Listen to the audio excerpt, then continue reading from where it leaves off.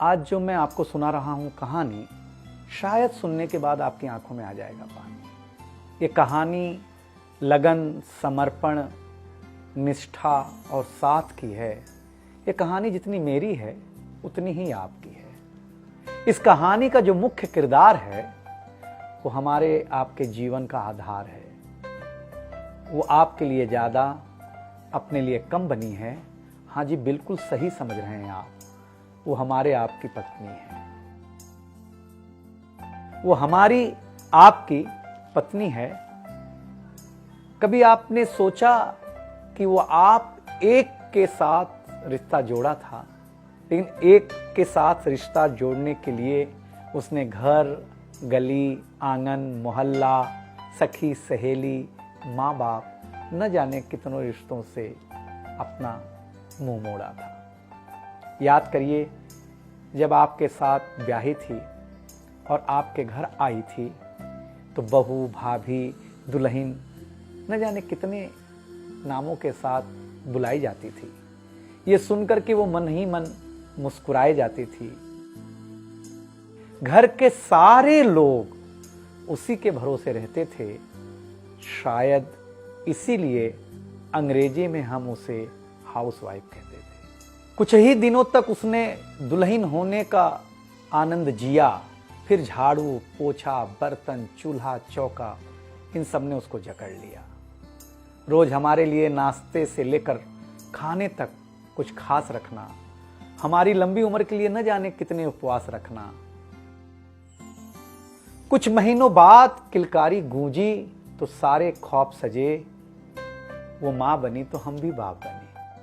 जैसे जैसे वो उम्र की सीढ़ियां चढ़ती गई, जैसे जैसे वो उम्र की सीढ़ियां चढ़ती गई, जवाबदारियां कुछ न कुछ रोज बढ़ती गईं।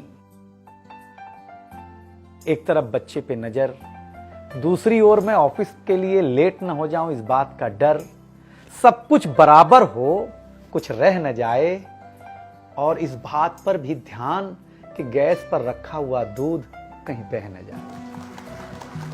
घर वालों की फरमाइशों का चूल्हा जो एक बार चलता, घर वालों की फरमाइशों का चूल्हा जो एक बार जलता, तो कब सुबह, कब शाम, कब रात हो गई उसे पता ही नहीं चलता।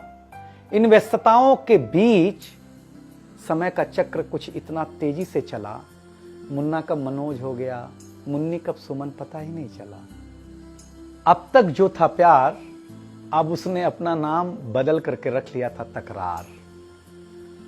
बेटी को लेकर के कहना कि कुछ ज्यादा ही मन बढ़ा रखा है, तुम्हारे प्यार ने इसको सर पे चढ़ा रखा है।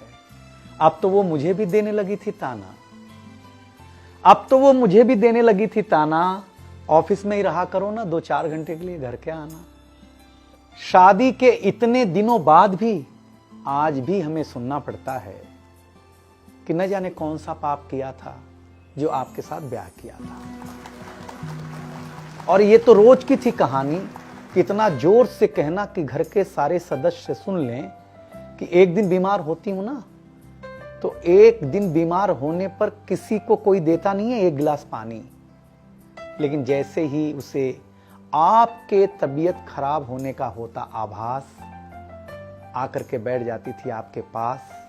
याद तो होगा ना, वो मीठी बातों के साथ माथे पर विक्स लगाना और साथ में कान में यह भी कहना कि कल सुबह अगर अच्छा ना लगे तो फिर ऑफिस मत जाना। लेकिन एक दिन समय ऐसे मोड़ पर ले आता है जहां बदल जाता है जिंदगी का ताना बाना। थाली में रोटी रखते हुए उसका ये कहना कि बेटी जवान हो गई है, क्या अब लड़का भी मुझे ही ढूंढने होगा जाना। शादी तय हो जाने के बाद 1-1 रुपया जोड़ना, पैसे कम पड़ने पर खुद का कंगन तोड़ना, सब कुछ हो जाएगा मुझे ढाढ़स बढ़ाना, सब कुछ हो जाएगा मुझे ढाढ़स बढ़ाना। विवाह का गीत खुद रोते हुए गाना। याद तो होगा ना आप लोगों को ये गुजरा हुआ जमाना। कुछ समय बाद जब हम जवाबदारियों से मुक्त हो जाते हैं तो कुछ ज्यादा ही धर्मयुक्त हो जाते हैं। उम्र के अंतिम पड़ाव पर हम बीमारियों के बीच जीने लगे हैं। बिना शक्कर की चाय पीने लगे हैं। लेकिन सच ये है कि जब तक हमारी आपकी पत्नी साथ है, चाय मीठी हो न हो, लेकिन जिंदगी में पूरी मिठास है। जबकि पत्नी के बारे में बहुत कम लिखा गया है, हर जगह माँ का ही गुणगान है। मैं मानता हूँ कि माँ महान है, लेकिन आपके जीवन में आपकी पत्नी का भी महत्वपूर्ण योगदान है। तो आपसे निवेदन इतना सा है कि आप अगर घर पर हों या घर पर जाएं, तो अपनी पत्नी का हाथ हाथ में रख करके संतोषानंद जी का लिखा हुआ एक गीत गाएं कि तू धार है नदिया की, मैं तेरा किनारा हूं, तू मेरा सहारा है, मैं तेरा सहारा हूं। आंखों में समंदर है, आशाओं का पानी है, जिंदगी कुछ भी नहीं, तेरी मेरी कहानी है।